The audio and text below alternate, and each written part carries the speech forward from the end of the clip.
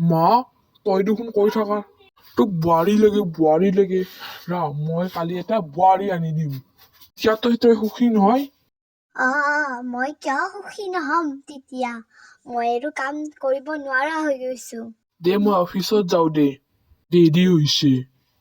মা মই এই কালি আমাৰ ঘৰত লৈ যাব পাৰিম কিয় নোৱাৰিবা পাৰিবা আকৌ যেতিয়া মন যায় তেতিয়া লৈ যাবা মোৰ একো নাই মই তোমাৰ লগত হলি কালি যাম দিয়া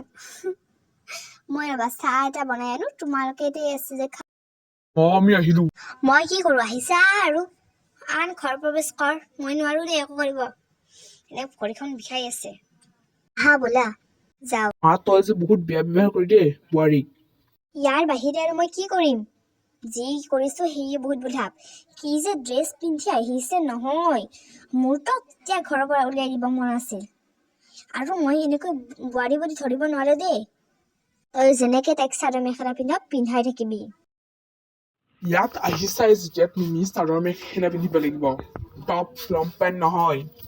মই তোমাৰ লগত থাকিম বুলি আহিছো তো তুমি যি কয় সেয়ে কৰিম মই পিন্ধো মই কেনেবা দেখিছো মাই পচন্দ হ'ব নে নহয় কিয় নহব হ'ব তুমি যে মিনিষ্টাৰ জীয়েক হৈও এই পিন্ধিছা মোৰ বহুত ভাল লাগিছে আমাৰ মাজনী নহৰ পৰা তহঁত কি জানা মানে কি ঘৰটো মানে অকলে ঘৰটো মানে সুধা হৈ গৈছে না আজি মই এবাৰ যাম বুলি ভাবিছো তহঁতে আহিবি মোৰ লগত নমস্কাৰ বিয়েৰী মই ছোৱালীৰ মাক কিন্তু এই পুলিচবোৰ কিয় আহিছে তোমাৰ লগত কিবা আমি কেছটো একো কৰা নাই কোনো কেছৰ কথা নহয় ময়ে বাছ আনিছিলোঁ